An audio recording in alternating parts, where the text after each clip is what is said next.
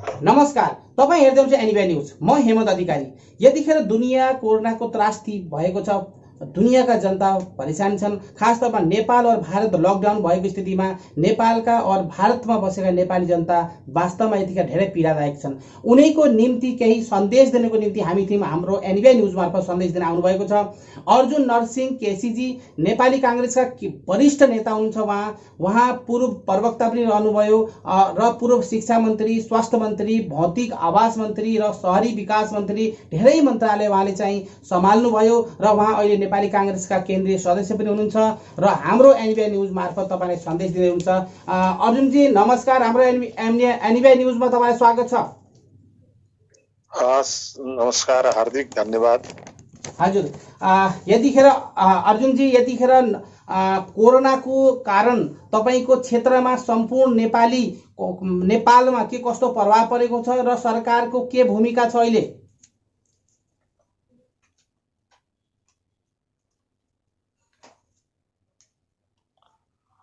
अब हेर्नुहोस्, यो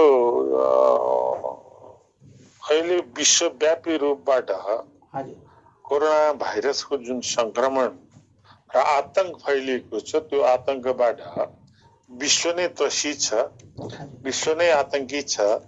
हामी नेपाल, भारत, यो महाद्वीपमा पनि यसले त्यत्तिकै प्रकोप फैलाउँदै गएको छ। यो स्थितिमा हामी सबैले एकअर्काको बीचमा सक्दो सद्भावना, सहयोग, उच्च मनोबल, विश्वास र दृढता साथ यसलाई मुकाबिला गर्नुपर्ने अहिले हाम्रो साझा दायित्व भएको छ।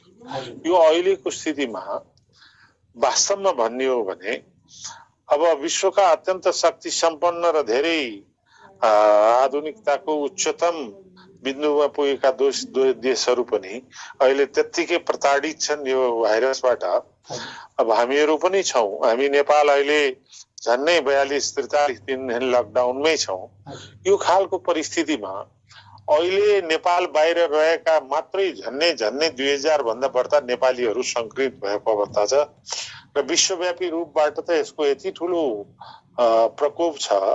झन्नै 2,52,000 भन्दा बढ्ताको मृत्यु भइसकेको छ र 3 करोड 64 लाख भन्दा बढ्ता चाहिँ संक्रमित रहेको अवस्था। यो अवस्था साह्रै दुरूह र चुनौतीपूर्ण छ। अब नेपालमा पनि आजसम्म 82 जना संक्रमित भएको स्थितिमा पुग्यो, तर अहिलेसम्म मृत्यु भएको छैन नेपालभित्र।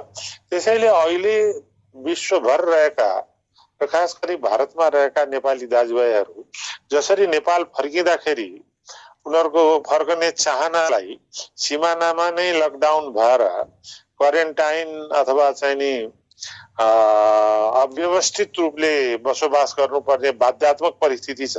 त्यो परिस्थितिको निरन्तर रूपबाट हामीले सरकारलाई भनिरहेछौँ कि कुनै पनि नेपाली उसको जन्मसिद्ध अधिकार हो, नेपालको नागरिक नेपालभित्र फर्किन चाहने उसको अधिकारलाई देशको कानुन अनुसार उनीहरूलाई क्वारेन्टाइनमा राख्नुपर्ने, उनीहरूलाई चाहिँ नि के अरे परीक्षण गर्नुपर्ने पाटो अर्को छ। त्यसलाई चाहिँ नि हामी सबैले स्वीकार गर्नुपर्छ, तर देशभित्र आउने व्यवस्था हुनुपर्छ भनेर हामी भनिरहेछौँ, निरन्तर सङ्घर्ष गरिरहेछौँ। त्यति मात्रै होइन, सर्वोच्च अदालत पनि त्यसको आदेश दिइसक्यो, तर पनि कार्यान्वयन सरकारको तर्फबाट त्यति प्रभावकारी रूपबाट भएको छैन र हजारौं नेपालीहरू चाहिँ नि मेचीदेखि महाकालीसम्मका बोर्डरमा चाहिँ नि अत्यन्त अव्यवस्थित ढङ्गले वास्तवमा हामीले युट्युब र सामाजिक सञ्जालहरू हेर्दाखेरि अत्यन्त दयनीय र दुरूह अवस्थामा चाहिँ नि उनीहरू रहिरहेको क्वारेन्टाइन भनिएको छ, तर एउटै बाथरुम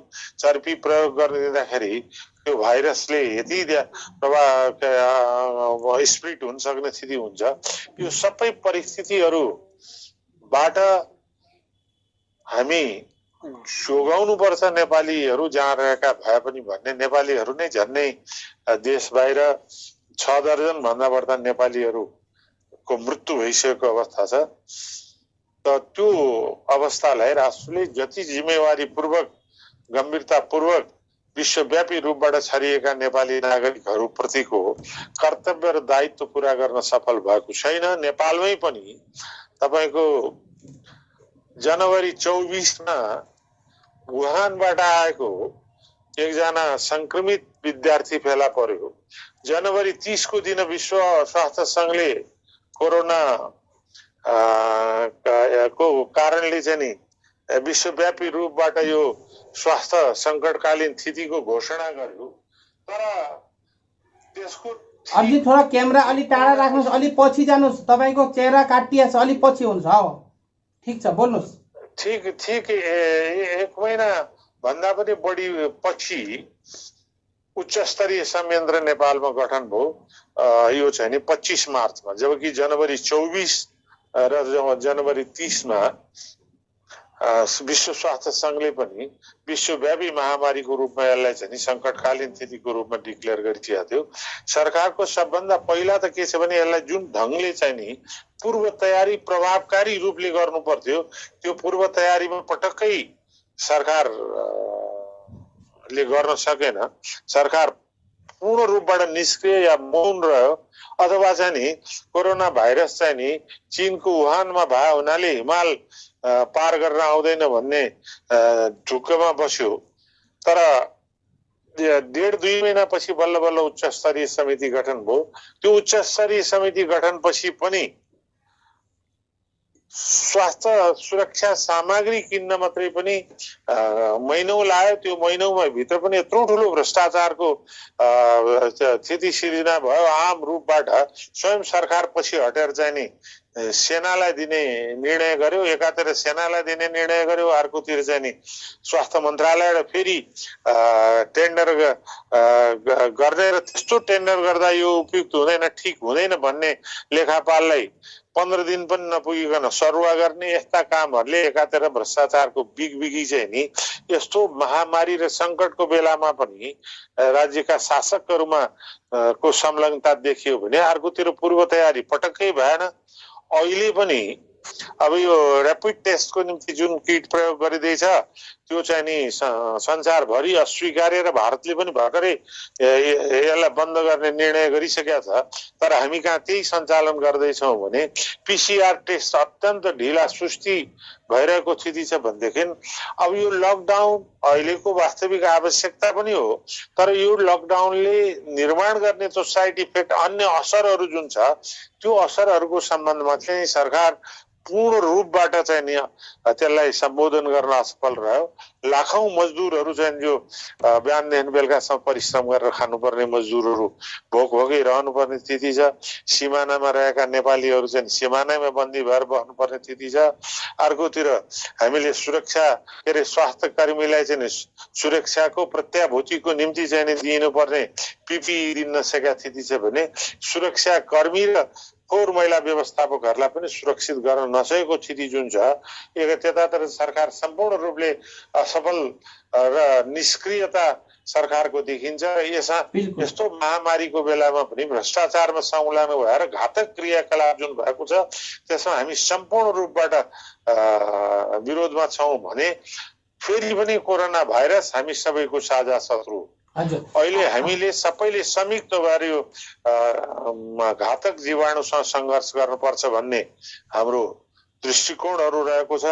त्यसैले हामी यसको विरुद्धमा सकेसम्म समन्वय गरेर सङ्घर्ष गर्नुपर्छ। जनचेतना एक क्वेशन अरु आयो यहाँ, चेतना, उच्च मनोबल, आत्मविश्वास, दृढता, अनुशासित जीवन पद्धतिको विकास चाहिँ नि अहिले सबैको आवश्यकता हो। त्यतैतिर सबैले चाहिँ नि क्रियाशील रहनुको निम्ति मेरो हार्दिक आग्रह पनि। बिल्कुल अर्जुन नरसिंहजी, यतिखेर अहिले नेपाल सरकारको स्वास्थ्य मन्त्रालयसँग पर्याप्त स्रोत साधन छ त यो महामारीसँग लड्नको लागि, र साथै के अहिले यो महामारीमा लड्नको लकडाउन गरेको पहल के पर्याप्त छ त अहिले यतिखेर? खास तौरमा सरकारले को भनाइ छ नेपालमा एउटा पनि संक्रमित छैन, सबै जो संक्रमित छन् त्यो बाहिरबाट आएकै हुन्, के कसो भन्नुहुन्छ त्यसमा? होइन, सबभन्दा पहिला त साधन स्रोतको चाहिँ कुरा सम्बन्धमा के छ भनेदेखि हामी कहाँ साधन स्रोत यदि इमानदारितापूर्वक, दृढतापूर्वक, उच्च मनोबल लिएर नेतृत्व र राज्यले गर्न खोज्यो भने साधन स्रोत जुटाउन सकिन्छ। सबभन्दा पहिला मैले धेरै अगाडि सार्वजनिक रूपले राखेको प्रस्ताव पनि हो, संघीय संसद र प्रदेश संसदलाई दिइने जुन संसद कोष छ त्यो मात्रै 22 अरब 35 करोड हुन्छ। त्यसलाई चाहिँ नि कोरोना संक्रमणसँग जुझ्नको निम्ति त्यो कोषमा डाइभर्ट गरौँ। त्यति मात्रै होइन, अहिलेसम्म राष्ट्रको विकास मा खर्च गरिने भनिएको रकमको 25% मात्रै अहिलेसम्म खर्च भएको छ। त्यसमध्ये राष्ट्रका महत्त्वका अहिले यो वर्ष पूर्णता दिने बाहेक थुप्रो रकम त्यताबाट चाहिँ नि कोरोना भाइरस कोषमा चाहिँ नि हामी ट्रान्सफर गर्न सक्छौँ। त्यति मात्रै होइन, देशी विदेशी संस्था मित्र राष्ट्रहरूले दिएका रकम र त्यसबाट पनि नेपालभित्र उठेका रकम र त्यसबाट आएका रकमहरूलाई सही इमान्दारितापूर्वक दृढतापूर्वक परिचालन गर्ने क्षमता भयो सरकारसँग भने साधन र स्रोतको कमी होइन। तर के छ भने साधन र स्रोत भन्दा पनि सरकार असक्षम छ, सरकारमा उच्च मनोबल छैन। अहिले देखिराख्नु भएको छ 1 महिनादेखि यो कोरोना भाइरससँगको लडाईँमा कसरी विजय प्राप्त गर्ने भन्ने सोच भन्दा राज्य सञ्चालकहरू नेकपा कम्युनिस्ट पार्टी भित्र आफ्नै सत्ताको लडाईँमा चाहिँ नि हरेक दिन चाहिँ नि तपाईँ नयाँ नयाँ समाचार सुनिराख्नु भएको छ। तर यो कोरोना भाइरससँग लड्नको निम्ति सामूहिकता र एउटा राष्ट्रिय सहमतिपूर्ण नीति र राष्ट्रिय एकतापूर्ण ढङ्गले यसलाई अगाडि बढाउनको निम्ति पटक्कै चाहिँ नि यतातिर सोच भएको छैन। त्यसैले यसमा चाहिँ नि सबभन्दा पहिलो चाहिँ न सरकारको पूर्व तयारी भयो, न वर्तमानमा ऊ चाहिँ नि सुदृढ र सक्षम सशक्त ढङ्गले अगाडि बढ्या देखिन्छ। अब बाँकी कुरा चाहिँ नि फेरि पनि यसको विरुद्ध त हामीले लड्नु नै छ। यसको विरुद्धमा हामी अहिले पनि सरकार को आउँछ को जान्छ त्यो हाम्रो चिन्ताको विषय होइन। नेपाली कांग्रेस एउटा प्रमुख प्रतिपक्षको नाताले हामीले सम्पूर्ण रूपबाट एकता साथ फेरि पनि यसको विरुद्धमा कोरोना भाइरसलाई पराजित गर्नको निम्ति उच्च मनोबल साथ एकता साथ अगाडि बढ्नुपर्छ भन्ने दृष्टिकोण हामी लिन्छौँ। अहिले पनि देशमा राहत वितरणमा त्यतिकै पक्षपात भइरहेछ। एउटा त के छ भने गुणस्तरहीन कुहिएको सडेको गलेको सामानहरू वितरण गरिएको छ। अर्कोतिर त्यो पनि त कुन पार्टीको तैँले पहिला कसलाई भोट दिया भनेर चाहिँ नि र हाम्रो पार्टीमा सदस्यता लि भन्ने खालका कुराहरू हामीले सुनिरहेका छौँ। यो दुःखद पक्षहरूलाई हटाउनको निम्ति गाउँ स्तरमा पनि एउटा प्रभावकारी सर्वदलीय संयन्त्र होस् जसले निष्पक्षतापूर्वक वितरण गरोस् र सरकारले पनि सामूहिक रूपबाट हामी सबैले अहिले हामी सबैका हौं, सबै हाम्रा हुन् भन्ने मानसिकता र दृष्टिकोण राज्यले राजनीतिक दलहरूले लिनुपर्ने आवश्यकता छ। त्यो सन्दर्भमा नेपाल बाहिर प्रवासमा रहनुभएका भारतमै पनि रहनुभएका सम्पूर्ण नेपालीहरूको बीचमा हाम्रा वैचारिक मतभेदहरू आफ्ना थाती राखेर पनि सम्पूर्णले एकअर्कालाई कसरी सहयोग मद्दत र यो कठिन सङ्घर्षशील अवस्थामा एकता कायम गर्दै सद्भावना मित्रता भाइचारा र प्रेम स्थापित गर्नुपर्ने अहिलेको सबभन्दा ठुलो आवश्यकता छ भने हामी बसेका छौँ त्यो देशको मर्यादालाई पालना गर्ने र आफ्नो उच्च मनोबल लिनुपर्ने आवश्यकता हामी सबैको साझा आवश्यकताको रूपमा। बिल्कुल अर्जुनजी, अहिले नेपाली कांग्रेसले यो समयमा कस्तो भूमिका खेलेको छ? खास तौरमा अहिले सरकारलाई त झकझोर गरेर सरकारसित त समन्वय गर्नुभएको छ, तर जनतालाई पनि केही सहयोग गर्ने केही पाटाहरू छन् नेपाली कांग्रेसबाट? होइन, जनतालाई सहयोग गर्ने कुरा हाम्रा तरुण दलहरू, हाम्रो नेपाल विद्यार्थी संघ, हाम्रा पार्टीका साथीहरूले विभिन्न ढङ्गले, हुन त सरकारले एकद्वार प्रणाली भनेर हाम्रा साथीहरूलाई चाहिँ नि कति ठाउँ थुनेको छ, कति ठाउँ पुलिसले हस्तक्षेप गरेको छ। त्यसका बावजुद पनि नेपाली कांग्रेसले जति सकेका छ अहिलेको अत्यन्त दुखित अवस्थामा परेका, खान नपाएका, भोगभोगै बस्नुपर्नेहरू या स्वास्थ्य सुरक्षा सामग्रीहरू वितरण गर्ने काम गरेका छन्। म आफै पनि मेरै नुवाकोट जिल्लामा यो लकडाउन पछि 42 दिनभित्र 3 चोटि पुगे। मैले हरेक स्वास्थ्य चौकीमा पीपीई देखि हामीले चाहिँ हजारौं मास्क, सेनिटाइजर र के अरे ह्यान्ड ग्लोभ्सहरू र भर्खरै यो डिजिटल थर्मागन पनि हामीले हरेक गाउँ विकास समितिलाई एउटा हुने गरेर पुर्यायौं। त्यसकारण नेपाली कांग्रेसले आफ्नो ढङ्गबाट गर्नुपर्ने कर्तव्य र जनताको यो अत्यन्त दुःखद र सङ्घर्षशील अवस्थामा आफ्नो कर्तव्य पूरा गर्ने भरमग्दुर कोसिस गरेको छ। तर जहाँसम्म सरकारलाई सहयोग गर्ने कुरा हो, सरकारमा बस्नेहरू एक त आफ्नै अन्तर्द्वन्द्वमा चाहिँ नि सत्ता सङ्घर्षमै व्यस्त छन्। उनीहरूलाई यो कोरोना भाइरससँग चिन्ता भन्ने भन्दा पनि को प्रधानमन्त्री हुने, कसलाई हटाउने, त्यसैमा अलमलमा रहेको र यो राष्ट्रको मूल समस्यातिर ध्यानै आकर्षित हुन नसकेको स्थिति छ। त्यतातिर पनि हामी सचेततापूर्वक सरकारलाई चाहिँ नि आफ्नो जिम्मेवारी वहन गर्न सतर्क बनाइरहेछौँ। तपाईँ यही बेलामा यो बेमौसमी बाजाको रूपबाट आवश्यकतै नभए बेला चाहिँ दुईटा अध्यादेशहरू ल्याइयो। त्यसपछि अर्काको पार्टी फुटाउनुको निम्ति, संसद फुटाउनुको निम्ति चाहिँ नि माननीयलाई नै संसद सदस्य नै अपहरण गर्ने जस्ता यस्ता घटनामा सरकारले कोरोना भाइरससँग लड्ने र त्यसप्रति सुसङ्गठित भएर अगाडि बढ्ने त फुर्सदै पाएको छैन। बिल्कुल बिल्कुल अरुणजी, यतिखेर बिल्कुल यो इम्पोर्टेन्ट तपाईँले कुरा निकाल्नु भयो। खास तौरमा यो महामारीको बेलामा पनि आफ्नो कुर्सीको लागि तानातान र अध्यादेश ल्याउने कार्य जो भइरह्यो नेपाल सरकारले जो अलिक गरो, के यो वास्तवमा सरकारले गर्ने कार्य हो त? आफ्नो कुर्सी बचाउनुको निम्ति कोरोनालाई छोडेर राजनीतिपट्टि लाग्न र गुटबन्दीमा लडाईँ गर्न के कस्तो भन्नु चाहिँ विचारलाई यो शब्दलाई? होइन, हेर्नु सबै यो त वास्तवमा भन्ने हो भने राष्ट्र, जनता र देशको आवश्यकतालाई एक उपेक्षा गरेर आफ्नै सत्ता सङ्घर्षमा रहनुले यो चाहिँ नि के भन्दा योभन्दा दुःखद भनौँ अथवा योभन्दा निन्दनीय भनौँ, अझ अर्को शब्दमा राष्ट्रकै अहित अथवा घातक पक्षतारको हुनै सक्दैन। अहिले त सम्पूर्ण हामी त हाम्रा सम्पूर्ण मतभेदको विरुद्ध एकातिर विधान सरकारलाई कोरोना भाइरस विरुद्धको लडाईँमा साथ दिन तयार छौँ भने उनीहरूकै आन्तरिक पार्टीका बेमेलले गर्दा मूल राष्ट्रिय मुद्दा नै एकातिर पन्छिनु चाहिँ दुःखद र घातक पक्ष हो भन्ने हामीलाई लाग्छ। हजुर अर्जुनजी, यतिखेर अर्जुनजी तपाईँ खास तौरमा वास्तवमा पूर्व शिक्षा मन्त्री, धेरै मन्त्रालय तपाईँले चाहिँ सम्हाल्नुभयो र अहिले अब तपाईँ शिक्षा मन्त्री हुनाको नाताले अहिले प्रश्न यो सोध्न चाहे कि अहिले यो महामारीले शिक्षाको क्षेत्रमा कस्तो प्रभाव पर्छ भविष्यमा र त्यसको न्यूनीकरण के कसो, सरकारलाई के राय दिनुहोस् या शिक्षा मन्त्रालयलाई या शिक्षा मन्त्रालयमा कार्यरत पर्सनलाई यो कसरी जानुपर्ने हो भनी राय दिनुहोस्। होइन, हेर्नु सबै शिक्षा मन्त्रालय अन्तर्गतका हाम्रा शैक्षिक संस्थाहरू अहिले खुल्न सक्ने स्थिति छैनन्। अब त्यसलाई चाहिँ नि दूरशिक्षा प्रणालीलाई कति हामी चाहिँ नि इन्टरनेट अथवा दूरशिक्षा प्रणाली कति प्रभावकारी रूपले कुन तहसम्म परिचालन गर्न सक्छौँ, हाललाई केही समय चाहिँ त्यतातिर केन्द्रित राज्यको नीति हुनुपर्छ भन्ने मलाई लाग्छ।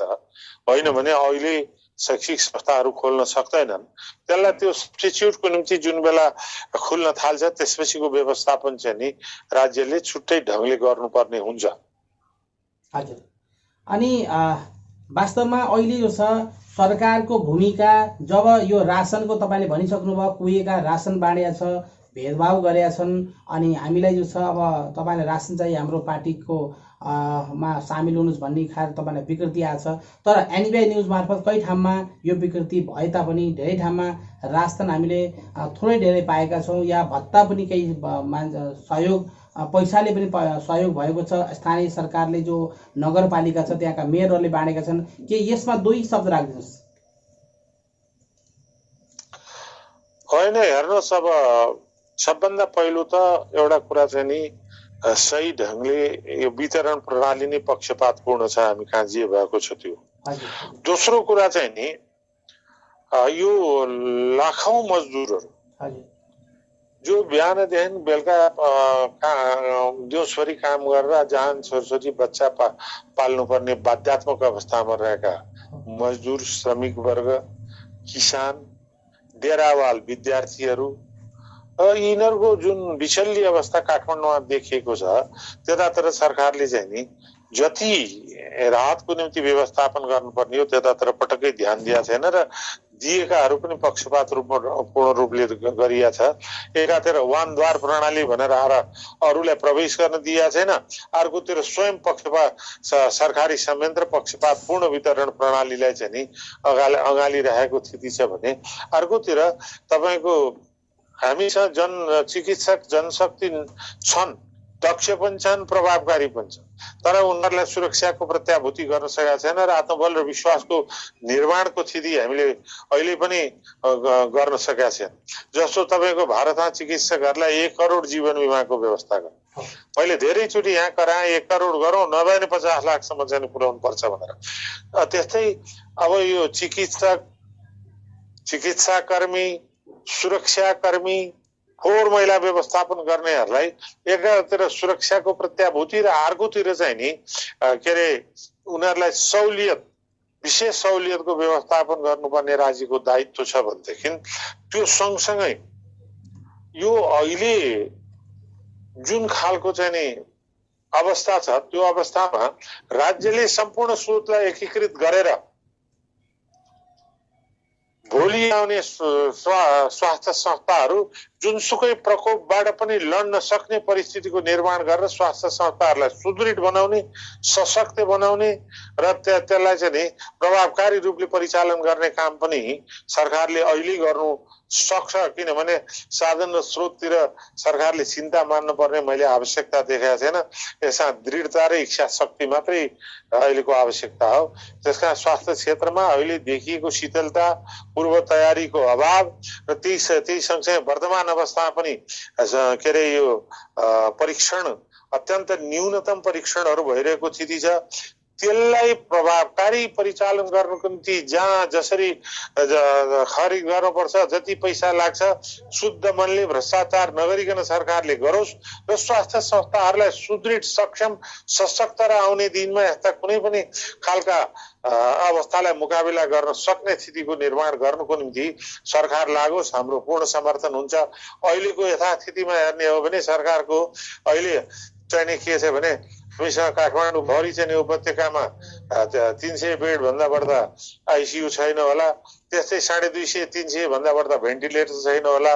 भोलि यो श्वास प्रश्वासको रोग यदि महामारीको रूपबाट फैलियो भनेदेखि त्यसलाई चाहिँ नि उपचार गर्न सकिने स्थिति नहुने अवस्था छ। यसलाई तत्कालै सरकारले जति सशक्त रूपबाट परिचालन गर्नुपर्ने हो त्यता गर्न सकेका छैन। त्यतातिर सरकार लागोस् र अहिले चाहिँ नि हामी सम्पूर्ण एक भएर लड्नुपर्छ भन्ने कांग्रेसको दृष्टिकोण हो। कांग्रेसले मन, वचन, कर्मले यतातिर पीडित पक्षलाई, नेपाली जनताको राहतको निम्ति काम गरिरहेछ। सरकारले पनि कोरोना भाइरसको विरुद्धको युद्धमा गर्न लागेका कदमहरूलाई सरकारलाई पनि साथ दिनको निम्ति साथ दिइरहेछ, साथ दिन तयार छ। बिल्कुल बिल्कुल अर्जुनजी, अहिले सबैभन्दा धेरै समस्या परेको भनेको कोरोनाले कारणले भारतमा 50औं वर्षदेखि बसेका नेपाली नागरिक पनि स्वदेश फर्कन चाहन्छन् र विश्वमा भारतमै नभएर विश्वका जनता यदि नेपाली फर्कन चाहन्छन् भने नेपाल सरकारले यिनीहरूलाई के व्यवस्थापन गर्न सक्छ या गर्नुपर्छ के गर्छ? रोकटोक बिना, कुनै रोकटोक बिना, मैले अघि नै पनि तपाईलाई भने नेपालका नेपाली नागरिक बाँच्न मर्न आफ्नो देशमा फर्कन्छु भन्ने अधिकार उनीहरूको नैसर्गिक अधिकार हो, उनीहरूको संवैधानिक अधिकार हो, उनीहरूको मानव अधिकार हो। त्यो अधिकारलाई रोक्ने राज्यले जुन काम गरेको छ त्यो घृणित र निन्दनीय काम हो। उनीहरूलाई देशभित्र फिर्ता गर्ने वातावरण निर्माण गर्नुपर्छ हो। उनीहरूलाई देशभित्र फिर्ता गरेपछि क्वारेन्टाइनमा राख्नुपर्ने, परीक्षण गर्नुपर्ने, त्यो देशको नियम अनुसार गर्ने कुरामा उहाँहरू पनि अनुशासित भइदिनुपर्छ। तर देशभित्र फर्कन चाहनेलाई फर्कने व्यवस्था गर्नु सरकारको दायित्व हो। यो कुरा सरकारले अझै पनि गरेका छैन। दुःख लाग्दो कुरा छ, यो त नेपालको सर्वोच्च अदालतबाट फैसला पनि भइसकेको छ उनीहरूलाई देशभित्र आउने व्यवस्था गराब। सरकार स्वतन्त्र न्यायपालिकाको आदेशलाई पनि धिङ्नै गर्ने अथवा ढिलासुस्ती गर्ने, पालना नगर्ने काम गरिरहेछ। यो अत्यन्त दुःखद मात्रै होइन, अदालतको मर्यादामाथि पनि अवहेलना हो। अर्जुनजी, यतिखेर विभिन्न देशबाट यदि सरकारले भित्रै हालो भने पनि सरकारलाई तपाईँले भनिसक्नुभयो कि हामी त्यहाँ बेल्टाइजर जो छ कति 300 करिबमा छ र हस्पिटलमा जो छ बेडहरू पनि लगभग 200, 300, 500 भन्दा धेरै छैन भन्ने खबर तपाईँले खुदै दिइसक्नुभयो। यदि लाखौंको संख्यामा नेपाल भित्रिए भने तिनको रहनसहन, घाँसबास, कपासको प्लस उहाँको शिक्षा, स्वास्थ्य सबै कुराको जिम्मेवारी नेपालले बेहोर्न पर्ला, के सम्भावना होला? किन भन्दा नेपाल यो निश्चित रूपबाट राष्ट्रिय समस्या हो यो त्यति सजिलो छैन। तपाईँले भने जस्तो अहिले लाखौं रूपबाट त्यसरी फर्किने मनस्थिति र अवस्था पनि छैनन्। अलिकति हाम्रो अहिलेको यो क्षणिक अवस्थाको निम्ति घर आउन चाहनेहरू, आफ्नो देश फर्कन चाहनेहरू होलान्। होइन, त्यसरी देशैभित्र फर्किन चाह्यो भने त नेपाली नागरिकले देशभित्र फर्किँदाखेरि अरू नेपाली जस्तै सुख दुःख साथ उनीहरूले बस्नुपर्छ। बस्ने स्थिति त राज्यले निर्माण गर्नै पर्छ।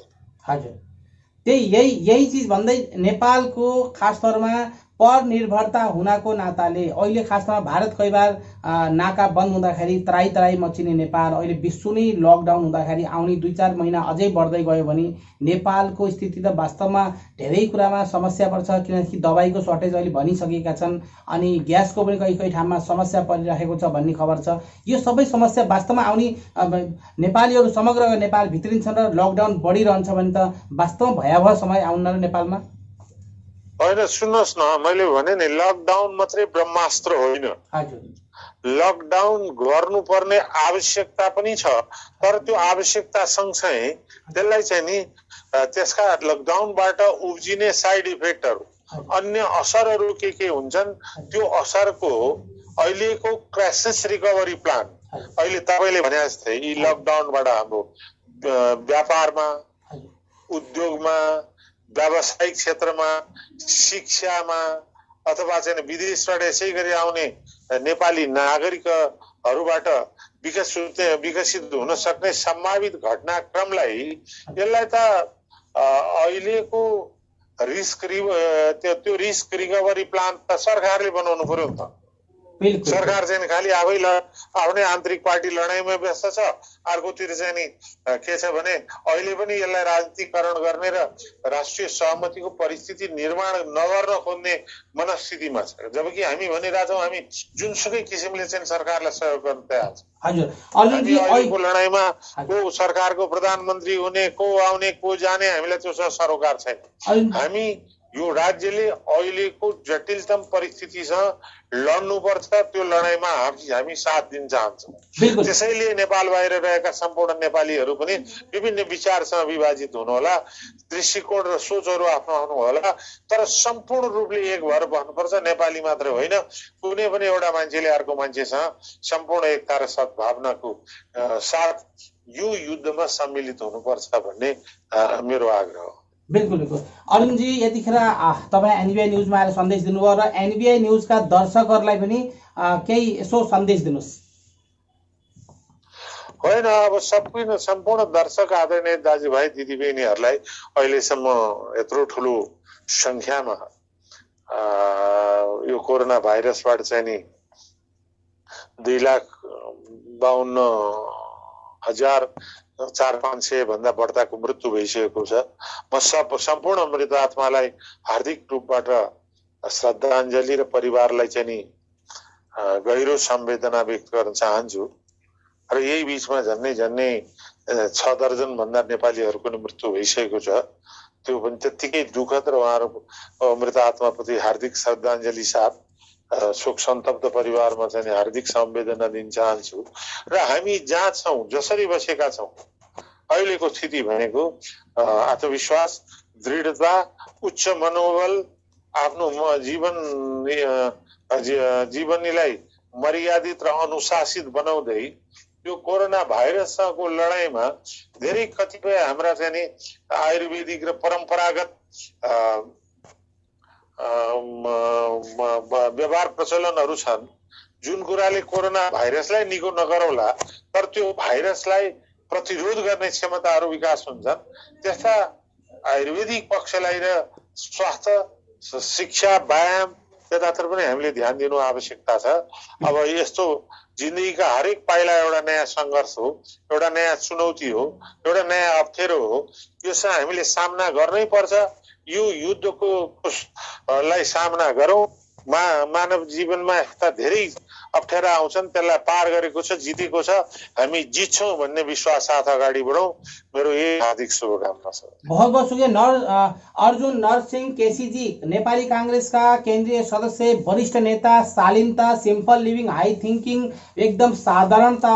उहाँले सानो ठुलो यो तो नभनी समाजमा धेरै कार्य, उहाँले धेरै मन्त्रालयमा मन्त्री बन्दै उहाँ खास तौरमा शिक्षा मन्त्रालय, स्वास्थ्य मन्त्रालय, भौतिक आकाश, शहरी विकास मन्त्रालय, धेरै मन्त्रालय उहाँले चाहिँ सम्हाल्नुभयो। र उहाँले सबैभन्दा उहाँको खासियत के हो भन्दाखेरि आफ्नो दरवाजामा गएको कुनै पनि व्यक्तिलाई उहाँले निराशा गर्नु न। यो उहाँको खास तौरमा हाम्रो एनबिआई न्युजले पनि उहाँलाई हामीले यो विषयलाई जानकारी लिँदाखेरि उहाँको आफ्नो क्षेत्रमा वास्तवमा काफी सराहनीय भूमिका अहिलेसम्म जीवनमा उहाँको रह्यो। र हाम्रो एनबिआई न्युजमा उहाँले आएर यतिखेर तपाईँलाई सन्देश दिनुभयो। यसको लागि उहाँलाई फेरि पनि कहिल्यै समय मिलेसम्म तपाईँलाई सन्देश दिनको निम्ति हामी आमन्त्रण गरिरहन्छौँ। त्यही भन्दै अहिले नमस्कार जी, एनबिआई न्युजमा आएर तपाईँले सन्देश दिनु, यसको लागि बहुत बहुत धन्यवाद। हस्, मेरो पनि हार्दिक धन्यवाद। र अन्तिममा जाँदा जाँदै प्रत्येक नेपाली दाजुभाइ दिदीबहिनीहरू, हामी नेपाली 2077 को प्रथम वैशाख महिनामै छौँ। यो 2077 सबैको निम्ति मङ्गलमय होस्, शुभ होस् र यो कोरोना भाइरसको युद्धलाई जितेर हामी एउटा नयाँ परिस्थिति निर्माण गर्न सफलता प्राप्त गर्न सकौं। धन्यवाद। जय नेपाल। जय नेपाल। जय नमस्कार। Subscribe to our channel by clicking the subscribe button. Click the bell button and enjoy the latest uploads from our channel. Subscribe to our channel by clicking the subscribe button. Click the bell button and enjoy the latest uploads from our channel.